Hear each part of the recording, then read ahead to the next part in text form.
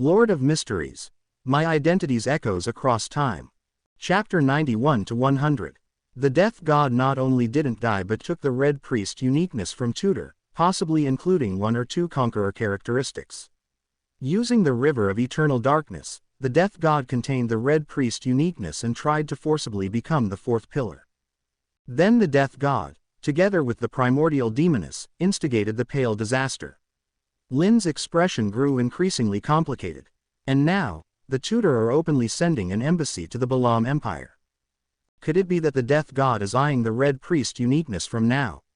Maybe outwardly cooperating with the Tutor to deal with the Primordial Witch while secretly planning to team up with the Primordial Demoness against the Tutor. Lynn mused. Scary. That's classic double dealing. Lynn had just taken a deep breath when he shook his head, rejecting the thought. No one would aim for half-madness right from the start. Perhaps the Death God truly intended to cooperate with the Tutor at first, to deal with the Primordial Demoness. But then, seeing the situation turning unfavorable, joined forces with the Primordial Demoness after being persuaded. And then, at the crucial moment, the Death God backstabbed their ally. Otherwise, how did they obtain the Red Priest uniqueness? The Death God isn't on the Witch pathway, which has a natural attraction to the Hunter pathway. Although it was just a wild guess, Lynn felt that this theory was quite reasonable. But it doesn't have much to do with me. If the Tutor gets unlucky, so be it. Lynn smiled maliciously, then remembered another matter. Rather than the intrigues between the four emperors, I should be more concerned about where the God of Craftsmen is now. A partially digested sequence 1 angel suddenly advancing to sequence 0. That's not just luck. There must have been allies assisting the God of Craftsmen. Lynn squinted, holding his chin with one hand as he pondered. Considering the situation in the fifth epoch, those likely to have a good relationship with the God of Craftsmen are mainly the Evernight Goddess, the Lord of Storms, and the Eternal Blazing Sun. The God of Steam managed to perfectly hide their identity until their position was solidified. Concealment. Lynn thought of Lilith, whose identity was perfectly concealed by the Evernight Goddess, and became more speculative. However, at the end of the fifth epoch, the God of Craftsmen's actions clearly backstabbed the Evernight Goddess, yet they didn't fall out. Perhaps the God of Craftsmen could ascend thanks to the Evernight Goddess' help, but aside from the Evernight Goddess, the Eternal Blazing Sun's involvement cannot be ruled out.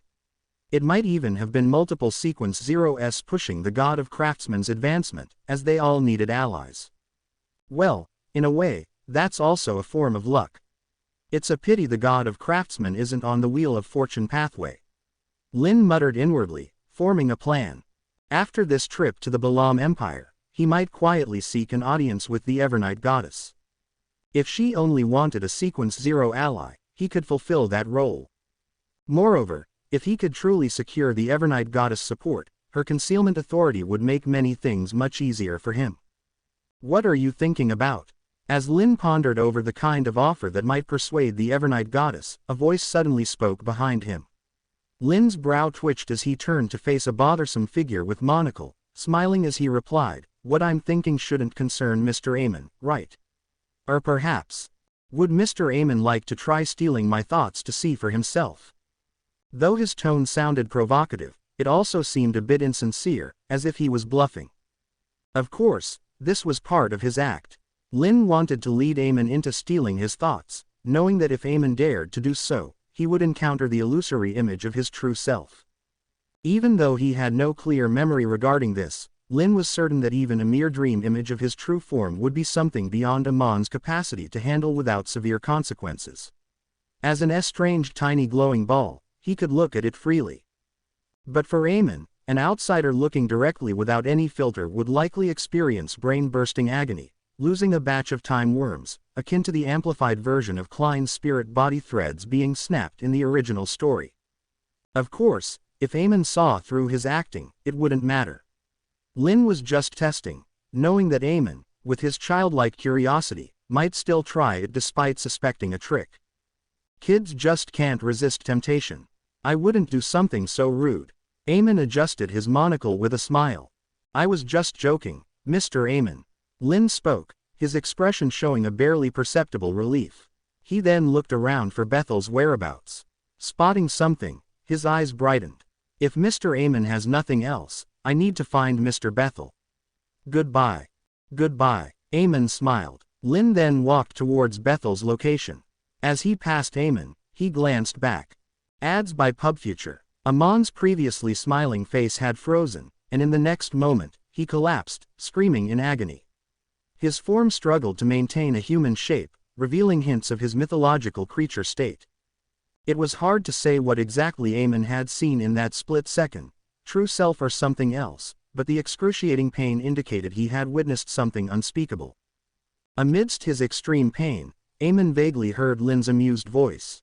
So, Mr. Amon, don't do such rude things next time. It's dangerous.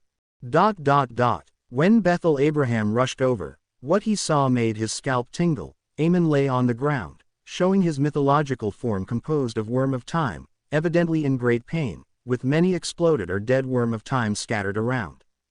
Meanwhile, Lynn was humming a tune Bethel didn't recognize, crouching beside Amon, busy with something in his hands.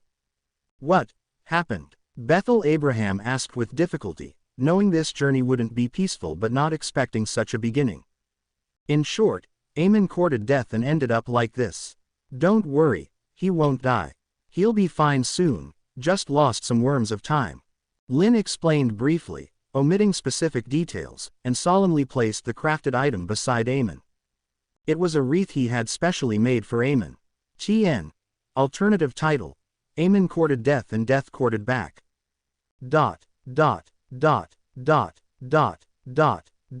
Chapter end. Welcome to Fanfic Audiobook, your go-to place for immersive audiobooks. If you enjoy the content, don't forget to like the video and subscribe to our channel for more amazing stories. Upon hearing that Amon wouldn't die, Bethel Abraham finally breathed a sigh of relief. He was genuinely afraid that Amon would get himself killed just as their journey began. After all, he had some connection with Amon, and it would also be hard to explain to Tutor.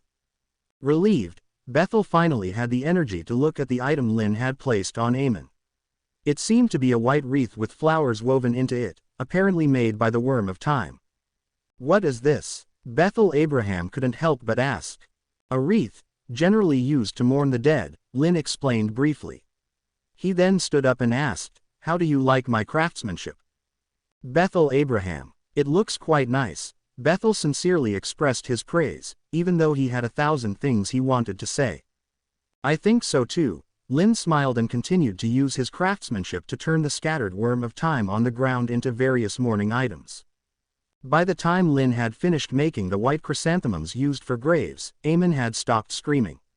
His body, which had almost disintegrated into the Worm of Time, had returned to its human form, indicating that he had recovered. As most of the pain faded and Amon regained his sanity, he sat up and noticed the strange items around him, all made from his Worm of Time. Amon was stunned for a moment before seeing a shadow covering him. A 15 or 16-year-old boy half squatted down and smiled, placing a white chrysanthemum into his hand. Amon heard Lynn's voice, "Mr. Amon, take care of yourself, or these things might end up on your grave next time." Amon looked up at the smiling boy not far away. It was hard to say what he was thinking at that moment. Lynn didn't mind. He felt a genuine joy from blowing up Amon, especially knowing that when Amon of the 5th epoch synchronized this memory, he would blow up again, making Lynn even happier. In this situation, other things seemed unimportant. After a while, Amon climbed up from the ground, not discarding the white chrysanthemum in his hand. Instead, he clutched the bouquet and looked at Lynn, smiling, "Thank you very much. I'll keep this gift."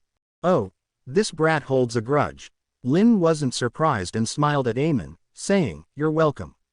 If you like it, I don't mind giving you more."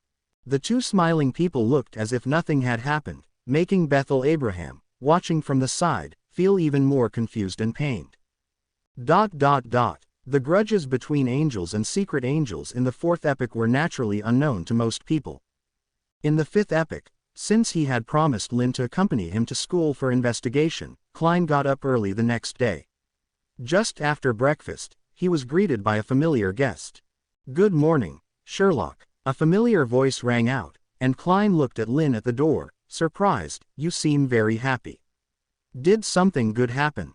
Although Lin Soto's was usually quite lively, today he was obviously in a better mood, almost as if he were about to tear down the house.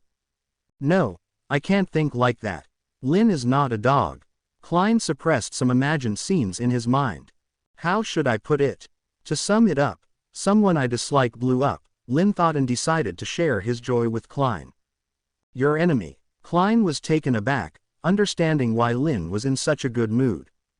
If his enemy blew up, he would be happy too. It's not inaccurate to call him an enemy. Lin nodded honestly. Although he and Amon technically had no deep-seated enmity except for the issue with Little Red, they were indeed enemies now. Congratulations, then. Klein sincerely congratulated him, but then thought of something, his expression turning subtle. Wait, did that angel promise Lin something irresistible and then cause his enemy to blow up?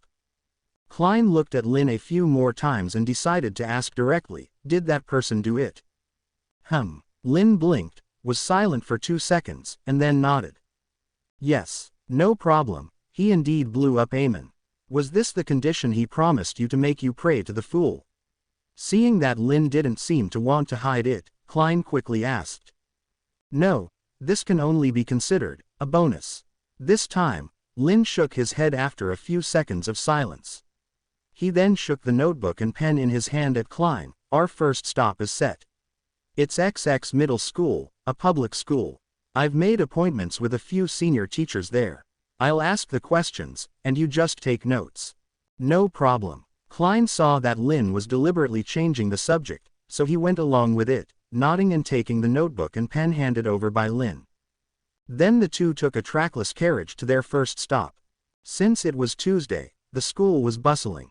14 and 15-year-old boys and girls, dressed in school uniforms or casual clothes, chatted in small groups or walked alone, holding books and reciting something. To be honest, this youthful school scene made Klein nostalgic. Before crossing over, he had left school a few years ago and, after experiencing the hardships of society, truly realized that student life was the happiest. Lin, on the other hand, slightly pinched his chin, remembering his previous school experience. He didn't have much formal schooling. In his first life, although he was taught relevant knowledge by tutors, one-on-one teaching was obviously different from normal school life. In his second life, the first few years were spent not attending school much due to the organization he was involved with. Later, when he finally attended school, he got stuck in an endless loop of the second year of high school, constantly getting involved in criminal cases, which naturally meant no normal school life for him. End of the chapter. Maybe I'm just not destined for school, Lin thought to himself as he led Klein across most of the campus and into a teaching building.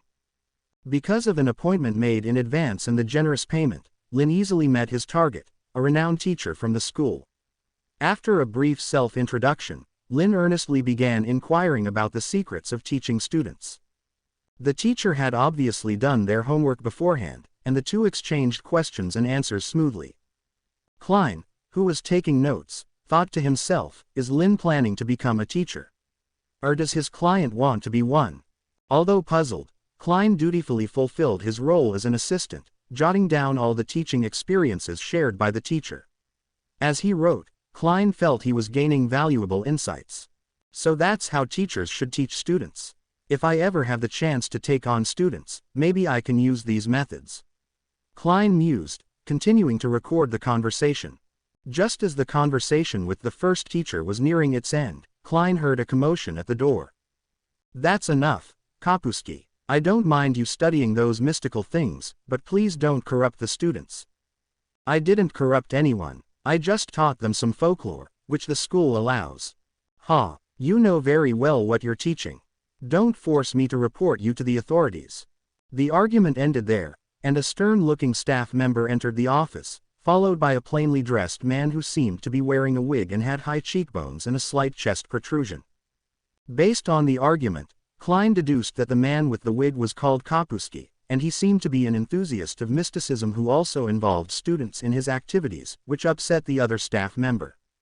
An ordinary mysticism enthusiast or a wild meander? Klein wondered, continuing to take notes. Lin had also noticed the argument and recognized a familiar name. Kapuski, a minor character from the original story whom Lin had almost forgotten, provided Klein with an important item related to the artificial death's second copper whistle. It was this copper whistle that allowed Klein to bring in external help during a critical moment in the original story, buying precious time and playing a key role in his escape. Wow, is this fate or what? Lynn thought, glancing at Klein, feeling that his decision was spot on. Considering he hadn't specifically chosen this school, yet the first one they visited led to a plot character, Lynn couldn't help but look forward to the rest of their journey even more. So, the first encounter is with the copper whistle related to the artificial death. Lynn pondered, thinking about his second persona traveling towards the Balam Empire and growing interested in seeing the whistle. Even though the original plan for the artificial death wasn't entirely successful, it wasn't without some effect. Maybe I can study the copper whistle and learn something new. At the very least, it might inspire me in creating the chess of blasphemy. Moreover, through this copper whistle, I could rightfully ask Klein to introduce me to Mr. Azek. That would allow me to meet both versions of Mr. Azek. Ads by PubFuture. Lynn's eyes sparkled with excitement, but he continued with the task at hand. After extracting all the valuable teaching experience from the first teacher, he and Klein left the office. Lynn then whispered to Klein, that guy named Kapuski might be problematic. Klein paused and whispered back, what's the problem with him? I can't be certain, but he's probably carrying something very unusual, likely an item related to the death pathway. Lynn said in a low voice, his expression a mix of confusion and seriousness. Whatever it is, it doesn't give me a good feeling. Hearing this, Klein took it seriously. Even though he hadn't sensed anything himself, he trusted Lynn wouldn't lie about such matters. It was likely due to Lynn's special abilities that he could sense something Klein couldn't. What do you suggest we do? Klein asked. Should we report him to the Evernight Church? This suggestion might seem abrupt to others, but considering Lynn's usual conduct and his role as an informant for the Evernight Church, it made sense. Let's not rush. The problem seems to be with the item, not Kapuski himself. He doesn't seem to be a powerful Byander. Lynn shook his head and suggested, we can first gather more information about Kapuski from other teachers, then try to probe him at night. If it's something we can't handle, then we can report it to the church. Besides, Lynn hesitated and said vaguely, the Evernight Church might not be suitable to involve in this matter. Why not? What do you mean? Klein was puzzled. He knew Lynn must have more information that he wasn't sharing. Is it because it's related to the death pathway? Is Kapuski carrying a high-level item from the death pathway? But even so, why wouldn't the Evernight Church be suitable? Klein's mind raced with these thoughts, but he couldn't make sense of it with the limited information he had. The two then proceeded to meet with other teachers. This time, besides inquiring about teaching methods, they also gathered information about Kapuski. After speaking to several teachers, they had a rough understanding of who Kapuski was. According to the teachers, Kapuski, who taught ancient Fasak, had always been interested in mysticism, especially matters related to death. However, until 6 months ago, his interest was within normal limits. Then, suddenly, he became obsessed and fanatical, establishing a related club at the school and involving students in his pursuits. I've actually heard some rumors. Kapuski might be doing some very questionable things with his students, things that might not be entirely legal, but I don't know the specifics. Because of this, Teacher Shurin is very displeased with Kapuski, thinking he's corrupting the students. Another teacher, whom Lynn questioned, carefully considered his words before speaking. After he finished, he glanced at the two in front of him, hesitated for a moment, but then asked, has Kapuski started believing in something nefarious? Although ordinary people aren't explicitly aware of the existence of the extraordinary, many have an idea about malevolent deities, even if they're unsure if such entities are real. We're still investigating that aspect, don't worry. If Kapuski has indeed gone astray but hasn't committed any major offenses, we'll certainly help him return to the right path and give him a chance to make amends, Lynn said with a reassuring smile, appearing both serious and reliable, quite different from his usual playful demeanor. However, regarding today's matter, please don't tell anyone. This needs to remain confidential, at least until we take action against Kapuski. Otherwise, it might cause you some trouble, Lynn added. The teacher hesitated but ultimately said nothing more. He wasn't particularly close to Kapusky and was also worried about Kapusky's increasingly erratic behavior, suspecting he might be involved in some cult. It was a relief for him to have official intervention. Feigning to be officials, Lynn and Klein exchanged a glance before getting up and leaving. As they walked on the cobblestone path of the campus, Lynn organized the notes Klein had taken and said, "We can basically confirm that Kapusky is just a novice. Even if he's mastered the acting method, at most, he'd sequence 7 by now. Actually, I think he's probably only sequence 9. Many clues suggest he's not professional at all." "I think so too," Klein nodded in agreement. "Rather than Kapusky himself, the turning point 6 months ago is more noteworthy. That's likely when Kapusky obtained the item you sensed." "Yeah, the only question now is whether the person who caused this turning point is still around. But I believe they aren't. Otherwise, with a teacher's guidance, Kapusky wouldn't be such a novice." Lynn nodded, smiling. The two then left the campus, found an inn to change their outfits, and took a carriage to the Northern District. North District, Alka Street. Kapusky sat in front of a fireplace with burning charcoal, focused on reading a poetry collection in ancient Fasak. Despite his unreliability in many ways, Kapusky was at least competent in his subject, otherwise, the school would have fired him long ago. After reading for a while, Kapusky felt thirsty and was about to pour himself some tea. Before he could move, a cup of tea was handed to him. "Thank you." Kapusky instinctively accepted the tea and expressed his thanks. Just as he was about to take a sip, he suddenly froze. Wait, wasn't he living alone? Kapusky stiffly looked toward the person who handed him the tea. To his horror, he saw a strange man sitting on the opposite sofa, shrouded in a layer of black shadow. Not only was his face obscured, but he also appeared somewhat ethereal, leisurely drinking tea as if he'd been sitting there for a long time. "Hello, Kapusky." The shadowy figure spoke in a low, raspy voice. Kapusky felt the gaze upon him. The shadow was watching him. Hello," Kapusky stammered. Then, as if realizing something, he stood up in a panic and asked, "Who are you? How did you get into my house?" "Who am I? That's an interesting question." Lynn, using a scroll to cast an illusion on himself, put down his cup, filled with malicious pleasure. "Haven't you always longed to meet a being like me?" Ads by PubFuture. "Why, you're an evil spirit." Kapusky swallowed hard, almost immediately believing Lynn's words. After all, Lynn's current appearance did fit the image of a ghost from stories. This made Kapusky shiver. Though he was indeed obsessed with death and even pursued resurrection of the dead, his abysmal mysticism skills made him akin to those who love dragons in name only. Before encountering the real thing, he was curious, but after seeing it, he was only terrified. He stuttered, What do you want from me? How rude, calling me an evil spirit." Lynn sighed as if displeased. "I don't intend to harm you.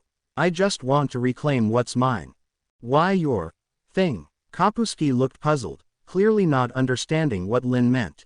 "Haven't you always carried it with you?" Lynn hinted, looking at Kapusky. "Always." Kapusky finally realized. He hastily pulled out a copper whistle from his pocket and looked at Lynn in shock. "Are you the old gentleman from before?" "No, I'm not him." Lynn shook his head, denying it. "He was just, well, it's better if you don't know. Would you mind telling me how you met him and got that copper whistle?" "It shouldn't be with you. He left it to me. I didn't steal it." Kapusky quickly explained, then recounted his story with the old man. In summary, it was a very traditional story. One night, Kapusky encountered an old man who was about to die. Out of kindness, he took the old man home and cared for him. The old man, upon waking, taught him some knowledge. The only deviation from tradition was that the old man died after a few days, leaving only a copper whistle. After burying the old man according to his wishes, Kapusky became obsessed with mysticism. "If this belongs to you, you can take it," Kapusky said. Being a lover of dragons in name only, once he realized the copper whistle had drawn this evil spirit, he wished he could discard it immediately. End of the chapter. "Thank you." Lynn expressed his gratitude as he took the artificial death's copper whistle from Kapusky's hand. As he held the artificial death's copper whistle, Lynn seemed to see a line extending from the whistle, connecting to an unknown space where the unactivated uniqueness of the death pathway and half of Isaac Egger's soul were entwined, inseparably. Simultaneously, some knowledge appeared in Lynn's mind. Lynn blinked, and the illusion before him vanished instantly. He wasn't surprised but calmly pocketed the copper whistle. Since that time he overdid it with the bitch tree, Lynn had occasionally experienced such visions whenever he came into contact with higher-level forces. This was the aftermath he had mentioned earlier. It was both good and bad. The good part was that Lynn could utilize this aftermath to gain information he previously couldn't access. The bad part was that this wasn't Lynn's own power. The more he saw, the closer he was to his true self. Fortunately, as of now, this aftermath was reversible. As long as Lynn didn't push his luck, there wouldn't be major issues. However, as he reviewed the information he had just acquired about the uniqueness of the death pathway in Isaac, Lynn suddenly had an idea. Should he attempt to separate Isaac's half-soul from the uniqueness of the death pathway and, while ensuring Isaac's human stability, repair his soul? For Lynn, this was a meaningful research topic. His ultimate goal was to completely sever himself from his true self, which also involved the separation, division, and restoration of the soul. Researching this would provide Lynn with some valuable insights. However, the current information was insufficient. At the very least, I need to get a sample from Isaac during his time as the Death Consul. If I could study the Death's uniqueness up close, that would be even better. Various plans flashed through Lynn's mind. Despite appearing not to be the studious type, Lynn had significant motivation, patience, and curiosity for learning and research. Otherwise, he wouldn't have thought of studying the outer gods after just one encounter with the bitch tree. But even with countless ideas in his head, Lynn showed no sign of it on the surface. He then looked at the novice, who had been courting death without knowing it, and smiled. "Let's go." "Where to? I've already given you the whistle," Kapusky stammered, clearly nervous and scared. "Don't be so nervous. I just want to see the body he left behind after his death." "Didn't you personally bury him?" Lynn said with a smile. "Oh, okay." Kapusky instinctively wanted to refuse, but ultimately, seeing the obviously non-human shadow before him, he chose to comply. The two then went to the garden where the old man was buried. Kapusky, carrying tools, skillfully dug up the soil and eventually pried open the stone slab serving as a coffin, revealing a not-so-deep grave. The next second, Kapusky screamed and stepped back, falling to the ground. It wasn't that someone attacked him, but the fact that the novice mysticism enthusiast discovered that the grave he personally buried the old man in had neither the decayed body nor bones he expected, but only scattered pale yellow stained white feathers at the bottom. He's gone," Kapusky stammered. "Don't be afraid, he just woke up and left on his own," Lynn said with a smile. "Isn't this what you've been pursuing?" Kapusky's eyes widened, and in that moment, the dragon-obsessed novice finally realized the horror of the situation. What terrified Kapusky even more was what came next. He suddenly heard the shadow say, "Good night, Mr. Kapusky." Kapusky was stunned for a moment, unable to react before a compelling drowsiness overcame him, and he fell asleep on the ground. "Is he all right?" Klein's voice sounded in the garden as he emerged from the shadows where he had been hiding from the beginning, asking with concern. "Well, sort of. His body has been somewhat contaminated due to prolonged close contact with this copper whistle. If we hadn't intervened in time, he might have fallen seriously ill and died within a short period," Lynn said after a brief examination of Kapusky, adding, "But it's nothing serious. I'll use the Sun Pathway's abilities to purify him later." Klein breathed a sigh of relief, then turned his gaze to the scattered pale yellow stained white feathers in the grave. Seeing these feathers, his first reaction was to think of angels, but he soon dismissed that thought, recalling some past stories Isaac had told him. Those stories also mentioned similar white feathers. Combining this with what Lynn had said, Klein leaned towards the idea that these were characteristics of the death pathway or something concocted by the numinous episcopate.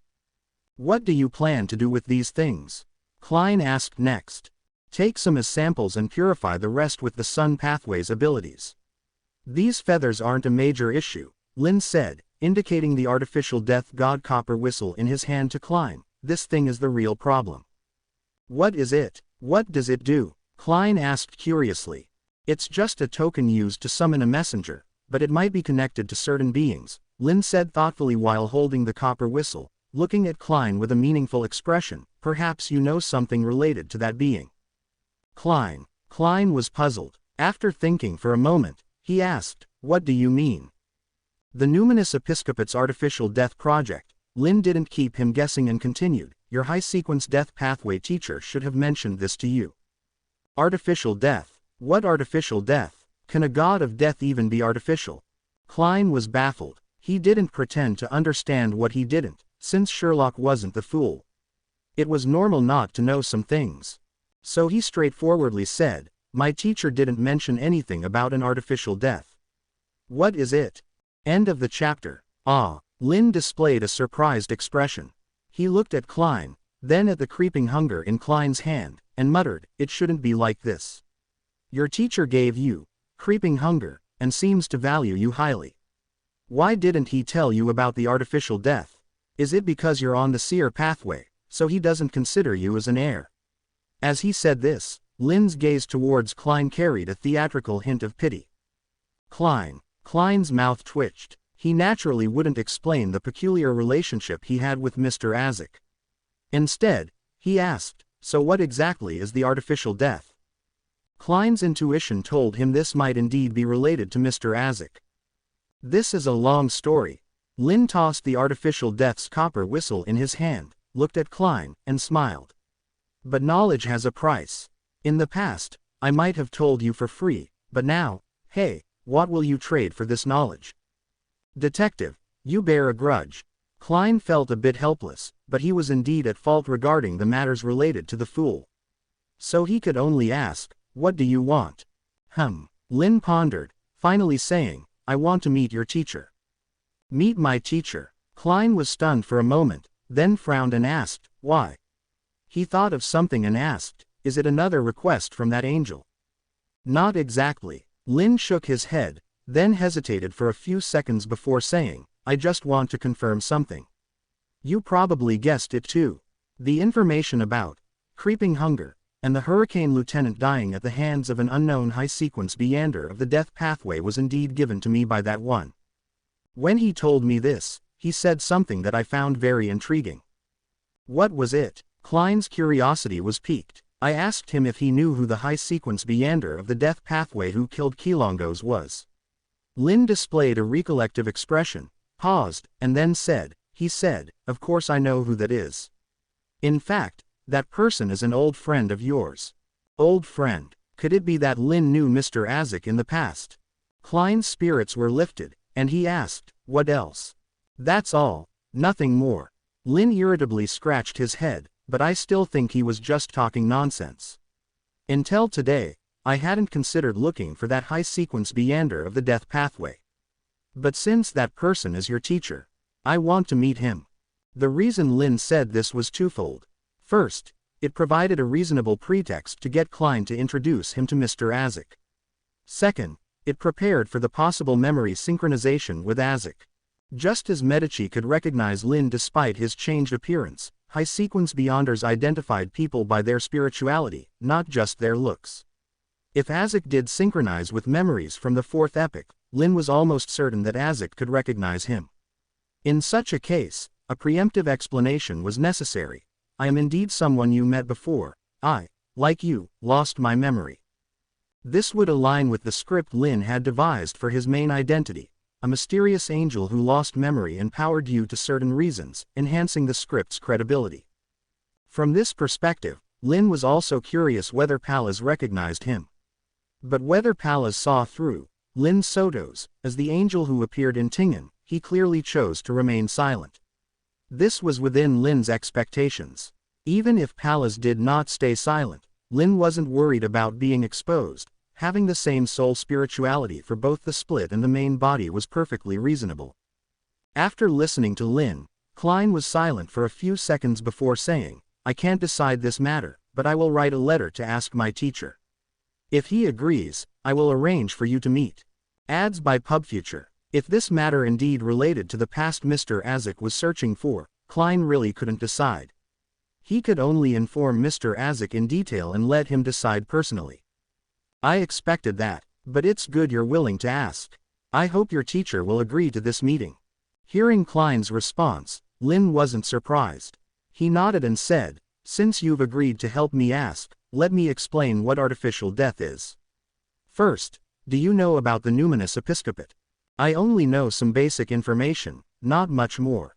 Klein shook his head. His time in this world was still short, and merely learning the basics of mysticism had already consumed a lot of time. He hadn't specifically studied the numinous episcopate, which didn't have a strong presence in Loen.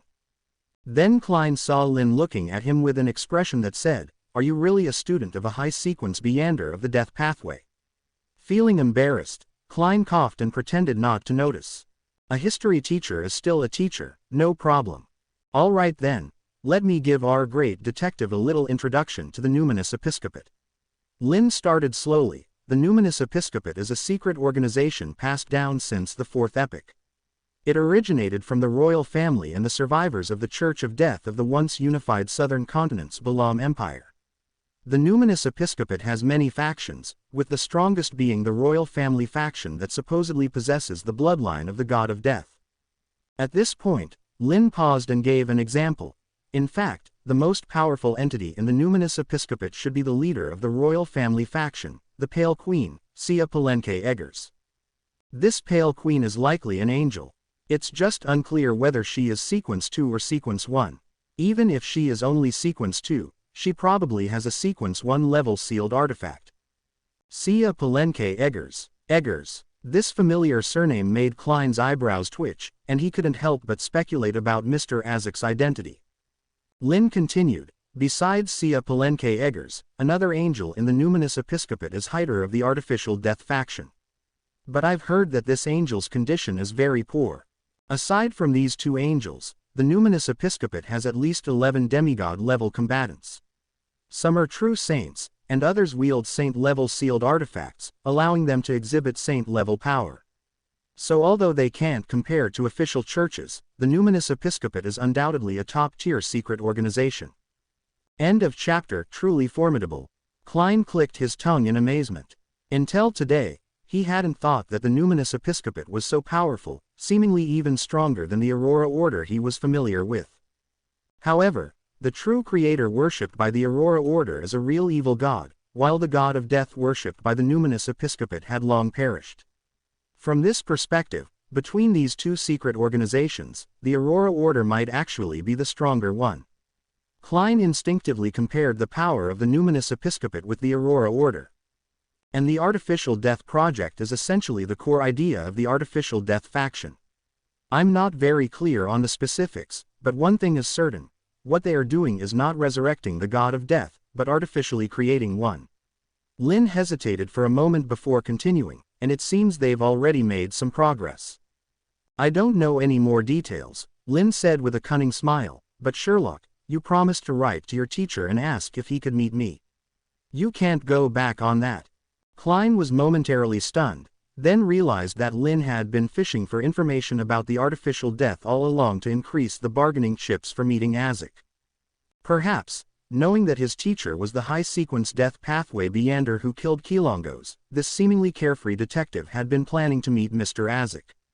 The copper whistle, which seemed related to the artificial death, provided Lynn with this opportunity. Although Klein didn't get much information about the artificial death, just the details about the numinous episcopate were already very valuable to him, so he had no complaints. After all, even without Lynn's request, once Klein learned that the other party might be connected to Mr. Azek's past, he would still have written to Mr. Azek. From this perspective, this deal was not a loss at all. In this amicable atmosphere, Klein helped Lynn handle the feathers in the tomb, refilled the pit, and moved the unconscious Kapuski back to his house. Once Lynn dealt with Kapuski's issues, the two left Ica Street, had a late-night snack, and then returned to Minsk Street. After bidding farewell to Lynn, Klein returned to 15 Minsk Street and began writing to Mr. Azek, detailing the events of the day. A complete soul of the Death Consul and the fragmented soul state of Azek Eggers are rare samples for me. Lynn stood on the deck of the ship heading to the southern continent, leaning against the railing, lost in thought. As an incarnation dependent on an unknown entity, if he truly detached from the main body, his soul would certainly have some gaps and become less complete. So if he really wanted to detach in the future, Lynn would need to figure out how to repair his missing soul. In this regard, Isaac Eggers was a suitable sample for practice. But this is not necessarily a bad thing for Isaac. I won't mess around. I will conduct experiments ensuring Isaac's safety. If it succeeds, it will be better than him continuing to lose memory and reincarnate. As Lynn thought about this, he sensed something and turned his head. As expected, he saw Amon, dressed neatly. "Good morning, Libert. We are about to arrive in the Balam Empire. Do you need me to be your guide and show you around?" Amon said with a friendly smile, seemingly having forgotten that he had been knocked out cold for peeking at Lynn. Lynn raised an eyebrow and glanced at Amon's chest, where he saw a white chrysanthemum, pinned, the very gift he had given Amon. "It seems you like the gift I gave you," Lynn said with a smile, aiming to jab. Amon's smile didn't falter. "I indeed like it," he said meaningfully, clearly hinting at some form of revenge. Lynn understood Amon's implication that the latter planned to return the favor. This didn't surprise Lynn. With Amon's mischievous personality, it was normal for him to want revenge after being tricked. From Amon's perspective, Lynn might have some cards up his sleeve, but wasn't very powerful. In a sense, Amon was somewhat right. Lynn thought, smiling as he replied, "Sorry, Mr. Amon, but Mr. Bethel has already agreed to be my guide, so I must decline your kind offer." Lynn wasn't foolish. Without the ability to directly beat Amon, and knowing Amon wouldn't try to steal his thoughts or possess him after a recent loss, Lynn wasn't about to deliver himself as a treat to Amon. However, once some time had passed, Lynn wouldn't mind accepting Amon's delivery. "That's really a pity," Amon said, his expression filled with regret. He then turned to the approaching Mr. Dorr, adjusted his crystal monocle, and continued, "But I think you won't mind another person joining your tour. After all, traveling is more enjoyable with company." Bethel Abraham. He was just passing by, seeing Amon and Libert together, and decided to check on them out of concern. Although he had many things he wanted to say, Bethel chose to side with Libert in this situation. "It all depends on Libert's opinion. I am merely accompanying him and not the one making decisions." Mr. Dorr's words were a hint to Amon to stop messing around, indicating that Lynn was in charge, not him. This was Mr. Dorr's final act of solidarity with his colleague. If Amon didn't catch on, or chose to ignore it, then Bethel would have no choice but to help Libert beat Amon to avoid his fall. Mr. Dorr thought about this and felt a bit eager. Even though Mr. Dorr sometimes found Amon extremely annoying, with a semi-great old one backing him now, he too felt like taking action. In a way, this was true camaraderie. End of the chapter. If you were to ask the survivors from the fourth epic for their opinion on Amon, it's likely that whether they belong to the Tudor camp like Mr. Dorr, Antigonus, Jacob, and Tamara, or to the Solomon camp like Pallas and Zeratul, they would all unanimously give a negative review. The reason is simple. Amon's antics are simply too outrageous. Even though other survivors may be ruthless to their enemies, they at least treat themselves, their followers, or family members fairly well. For example, Pallas, who follows the Marauder pathway, is exceedingly good to his own. Amon, however, is different. In his family, there is only Amon. Even if someone inadvertently becomes Amon's follower, they soon become a snack, quickly ascending to angelhood and becoming part of Amon. Given how detestable this mythical being is, it's easy to imagine Amon's attitude towards those in the same or adjacent pathways. It would easily drive anyone to fury. The only reason Amon hasn't been dealt with yet is due to his formidable power, his equally powerful brother Adam, and the Blood Emperor Tudor suppressing him from above. Thus, those who want to deal with Amon either lack the ability or have reservations. As for Bethel Abraham, currently the strongest king of angels among the survivors and an old colleague of Amon, he naturally hasn't had any less contact with this singularity from the Marauder pathway. Because of this, Bethel has long harbored the desire to deal with Amon. The fact that he has refrained from doing so thus far is a testament to his patience.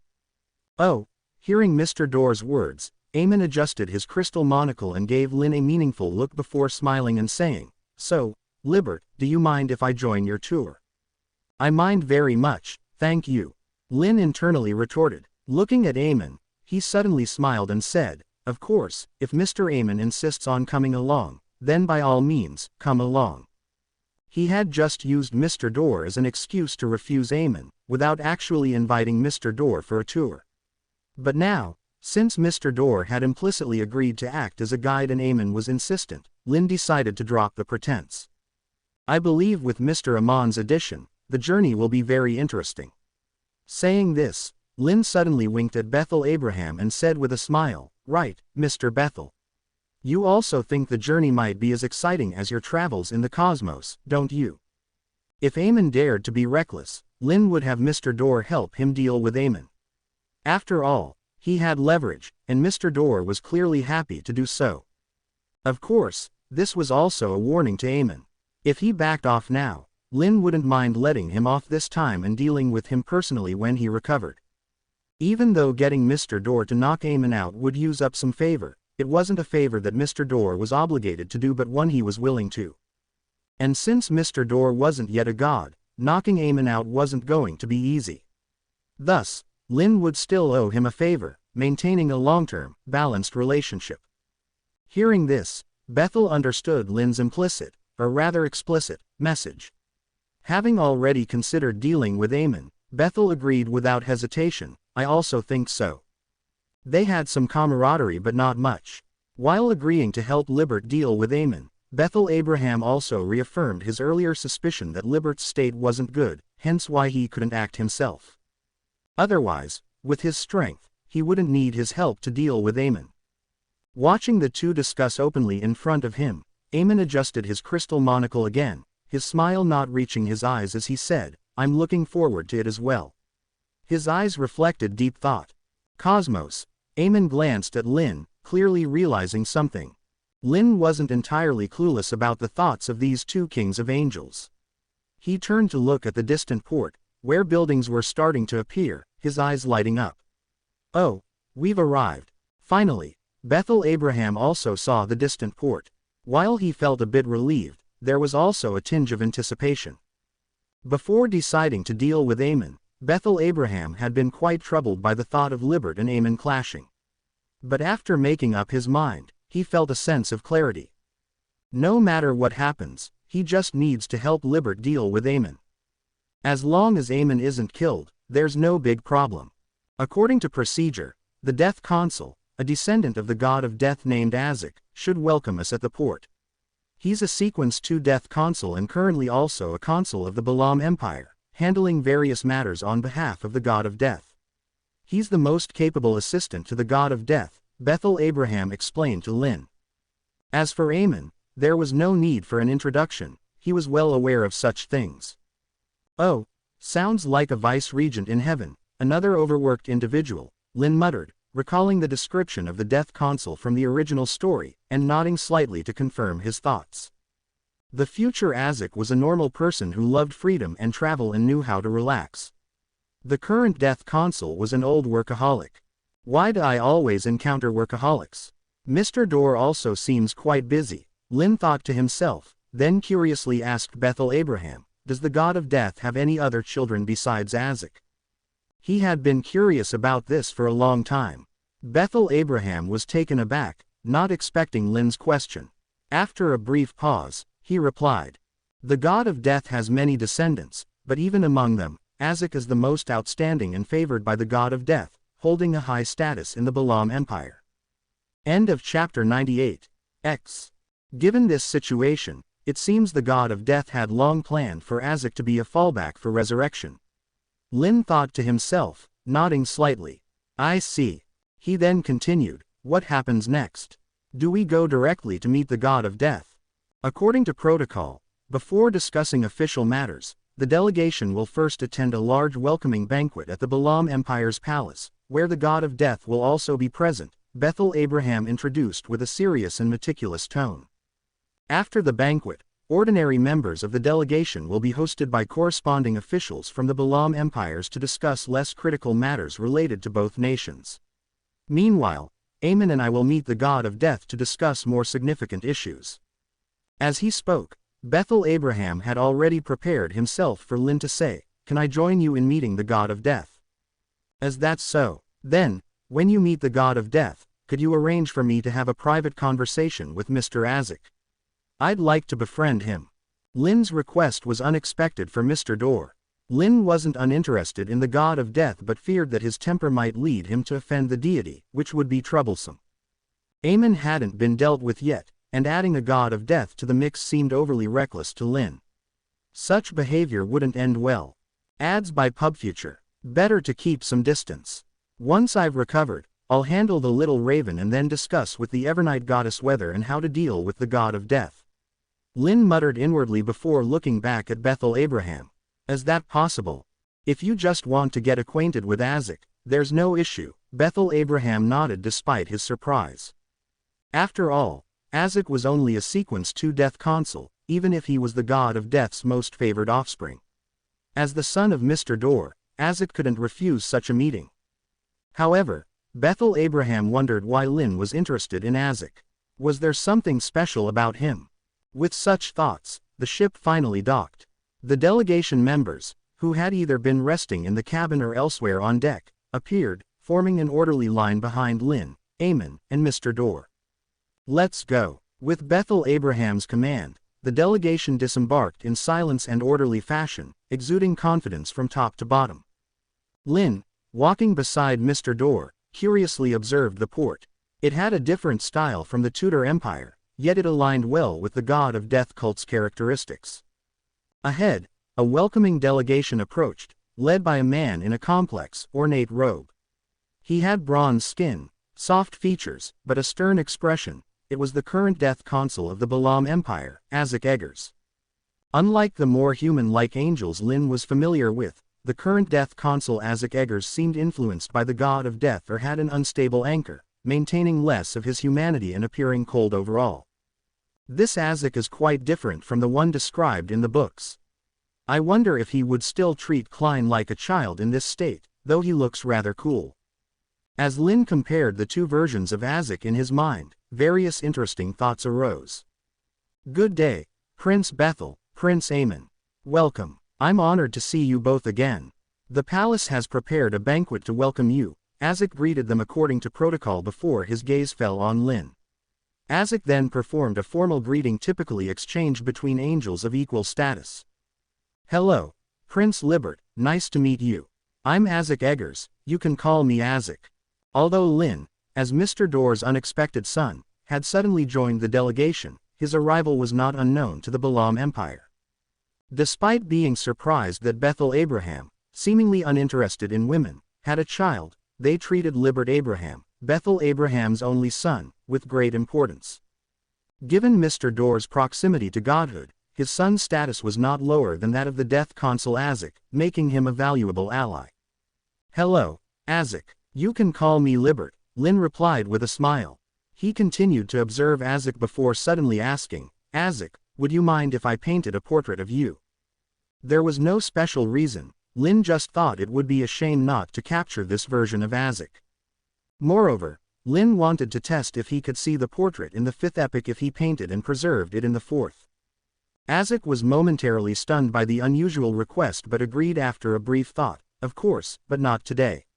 If you don't mind waiting, I can set aside time tomorrow afternoon or the day after to help you complete your painting. His tone was formal, not particularly cold, but not warm either. However, Lynn could see that Isaac was trying to be friendly, though his inherent condition made it sound stiff. PFF'd. Lynn couldn't help but laugh, then nodded. All right, tomorrow afternoon it is. Suddenly, Lynn had another interesting idea. What if he helped Isaac remove the god of death's interference? Could he meet the future Isaac sooner? Lynn was very curious. End of chapter 99. The welcome banquet of the Balaam Empire was nothing noteworthy.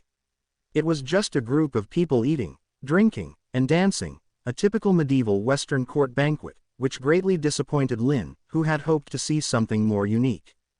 I originally thought I'd see something like a Balamese coffin dancing performance, but this is so dull. Standing at the edge of the dance floor, Lynn sipped a glass of juice, watching the men and women dance gracefully to the music, and he shook his head in disappointment. Lynn's gaze then fell on a familiar figure in the dance floor, none other than the notorious troublemaker, Amon. At this moment, Amon had temporarily abandoned his usual wizard robes and donned a suit just like everyone else, dancing gracefully like an elegant nobleman, completely hiding his usual mischievous nature. Well, it would be perfect if his dance partner wasn't wearing a monocle. Dancing with oneself, what's the point? Do all you marauders have this quirk? Lynn mused. He couldn't understand this behavior. Playing games with alternate identities might be excusable, but pulling them into a dance was beyond him. Although he did occasionally use his alternate identities to practice dialogues, he never danced with them. Of course, this might be related to Lynn's general disinterest in dancing. Prince Libert, aren't you going to dance? Or is it that you haven't found a suitable partner? A slightly cold voice interrupted Lynn's thoughts. He turned his head slightly to find Isaac Eggers, the Death Consul. The latter had also swapped his ornate robes for more fitting dance attire. I'm just not interested in dancing. I prefer painting, Lynn shrugged. He then looked at the seemingly stern Isaac with great interest and asked, what about you? Why aren't you dancing? I'm similarly uninterested in these activities, Isaac replied, shaking his head slightly as he looked toward the dance floor. I'd rather spend my time on more meaningful things. Like handling official duties, Lynn speculated, touching his chin. Isaac paused for half a second, clearly not following Lynn's train of thought, but then said, indeed, handling the Empire's affairs is more meaningful than dancing. Sounds like an old office worker, Lynn quipped.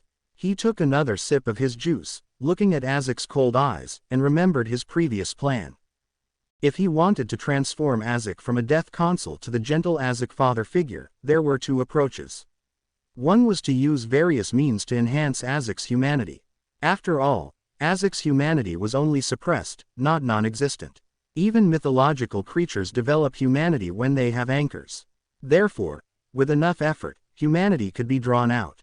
The other approach was to isolate Isaac from the influence of the god of death through mysticism. Lynn found this a fascinating and meaningful research topic. The pathways of deities in the mysterious world seem inseparable from the influence of higher beings. The higher the sequence, the closer one gets to sequence 0, the more influenced they become by sequence 0, sometimes changing the entire pathway. For example, the witch's pathway would be more suitable for women to follow if not for the primordial demoness's twisted psychology. The role-playing might not necessarily require bad deeds, there could be some unconventional methods of role-playing. However, due to the primordial demoness, the higher the sequence a female Beander reached on this pathway, the more likely she would be to lose control. Even sequence 0 Beyonders are influenced by higher entities like the Great Old Ones. This influence might be because all Beander characteristics originated from the original creator, but it still resembles Lynn's situation. The more he drew power from his unknown true body, the closer he became to it, and the more he risked assimilation. Ads by PubFuture. Lynn didn't even dare to say which of his hobbies or behaviors were purely his own will and which were influenced by the unknown true body. Additionally, if we disregard appearances, the relationship between Lynn and his unknown true body is quite similar to the relationship between the original creator, the celestial worthy of heaven and earth, and the God Almighty. Lynn's instincts drive him to approach the unknown true body, influenced and potentially assimilated by it, similar to how higher deities influence lower sequences and how the celestial worthy and God Almighty were driven to merge. This was one of the reasons Lynn wanted to study how to isolate the god of death's influence on Isaac. While meeting Isaac early was a whimsical desire, the primary goal was to find a method to isolate the influence of the unknown true body on himself. Of course, this wouldn't be easy, but Lynn had plenty of time for research. Lynn also considered that since anchors could stabilize his humanity, having enough significant anchors might be key to achieving independence. The natural tendency to create alternate identities in different eras might not be a coincidence. Is this a method to gain anchors? Would people like Medici or Saussure, whose fates I alter significantly and who interact with my alternate identities, become crucial anchors for me? Did I come to this world by accident or by design? As Lynn pondered, he smiled at Isaac and suddenly asked, Isaac, you're not young anymore. Have you thought about getting married? So let me test this, Death Consul.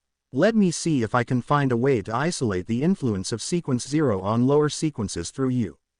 If I significantly change your fate and become an important friend, can you become an anchor for me? Even if all else fails, the plan to repair your soul still holds significance for me. And it's not a bad thing for you either, is it? Lynn's smile grew even more radiant as he thought this. End of chapter. Death Consul naturally didn't realize he had become the perfect material in Lynn's eyes. Hearing Lynn's question, although he still felt he couldn't keep up with Lynn's leaps of thought, he shook his head and said, His Majesty currently has no plans for me to marry anyone. His Majesty, Death Consul referred to was naturally his father, the Underworld Emperor. Have you never thought about falling in love freely? Lynn took a sip of juice and described, find a girl you love, marry her, and have a lovely son or daughter. Your son will practice sword moves in the yard, and you'll watch him fall repeatedly, feeling both pain and the urge to correct his mistakes sternly. Your daughter will sit on a swing you built with your own hands. You'll stand behind her, pushing the swing high, the bright sunlight shining on both of you, bringing a warm feeling. Have you never yearned for such a life? Based on Mr. Azek's character after he broke free from the influence of the death god, it wasn't hard to guess that Azek himself had a gentle nature and valued family greatly. So, when unable to take action on the occult side for now, Lynn decided to approach from this angle. Hearing Lynn's description, Death Consul was stunned. Before today, he had indeed never imagined having a life with a wife and children. That was an utterly unfamiliar realm to him. Azek had seen how normal families lived, but until today, he had always looked down on such ordinary life and never cared for those so-called family bonds and love. But today, hearing Lynn's description, for some reason, Azek subconsciously sketched that kind of scene in his mind, making him unusually hesitant. Does he yearn for such a life? Rationality told the Azek that he didn't. Those so-called family bonds and love belonging to mortals were never his to begin with. His life was destined to be dedicated to the Balam Empire and the Underworld Emperor, nothing else mattered. Yet, a suppressed shred of humanity made Azek somewhat waver. Perhaps. No, there was no, perhaps. The wavering humanity was suppressed, and Death Consul looked at Lynn, his gaze as indifferent as ever, saying, It seems, Libert, that you quite yearn for such a life. Not really. Actually, I haven't thought about marriage either, it's still too early for me. Lynn took another sip of juice, watching all of Azek's hesitation and wavering. He smiled and said, But I don't reject having a family, because whether loving or being loved, it feels quite nice. His Highness Bethel indeed values you greatly, Death Consul remarked. Although the time they had spent together was short, it was obvious to anyone not blind how much Lord Bethel cherished his only son. Hey, Lynn chuckled at this, not refuting, but instead following the topic, and you, Azek. Aren't you also valued greatly by the Underworld Emperor? Does he love you as his son? Though Lynn knew the answer was definitely no, if Salinger truly regarded Azek as his son, he wouldn't have split Azek's soul in half and used him as a resurrection backup. It didn't stop him from asking this question to sow discord. Honestly, the behavior of the god of death was considered vile even among high-ranking Beyonders. While they might have less humanity than lower-sequenced ones, it didn't mean they were devoid of emotions. Take Russell, who was a doting father, for example. Even Solomon, a proper sequence 0, cared for his descendants, and even the ancient sun god fought for Amon. Throughout the entire narrative, there were few like Salinger who treated their most cherished offspring as mere resurrection backups. Hearing this question, Death Consul froze for a moment before saying, I am my father's child and only his child. As for love, how could a mortal's love for their child appear in the Underworld Emperor's life dictionary? Azek knew this very well. He was valued by his father because he was useful, not because the Underworld Emperor loved him. No surprise there. Lynn smiled, looking at Death Consul, showing a thoughtful expression before saying, No wonder you turned out twisted. Children lacking love do tend to go astray. Ads by PubFuture. Death Consul Azek. Libert, very few mythical creatures think as you do. Death Consul couldn't help but say. At this moment, he finally realized that the young angel before him was unlike any angel he had ever seen. The other's humanity was evidently abundant, so abundant that he didn't seem like a sequence 2. But aren't we all pursuing humanity? Lynn shook the juice in his hand, looking at the bright red color against the candlelight. We're all pursuing humanity, we're all resisting divinity. Even your father, isn't he also seeking humanity and anchors? So, Isaac, why not give it a try? Your humanity is greatly suppressed, right? Why not try to awaken your humanity? Whether it's love, family, or friendship, these are important anchors for people like us. Lynn took another sip of juice and continued, aren't you curious about what the real you would be like once your divinity is suppressed? Death Consul instinctively frowned, feeling he shouldn't stay here any longer and shouldn't continue listening to the young angel before him. The realms the other described were ones he had never considered, which made him fearful and unsure. Yet Isaac didn't move, didn't say goodbye and leave. He merely remained silent for a long time before saying, I don't believe that the current me isn't the real me. You now are certainly you, but it's the you influenced by divinity. Your essence, your true desires, your purest self, these will only be revealed once your divinity is suppressed. Lynn spoke with a voice carrying a mysterious allure. Maybe, your essence is that of a very gentle person who values family greatly. How could that be? Isaac opened his mouth, wanting to refute, but swallowed his words because he suddenly hesitated. Was there not a slight possibility that Libert's description could be his essence? Isaac suddenly felt lost. As a Sequence 2 entity, he shouldn't have been influenced so easily, but he was facing Lynn. Perhaps even Lynn didn't realize he was quite adept at influencing others' thoughts. This influence wasn't intentional, nor did it forcibly change others' ideas, but subtly affected those around him. In a sense, this was a form of assimilation, though very mild. It wouldn't change others' personalities but would make them more susceptible to Lynn's influence. End of this chapter.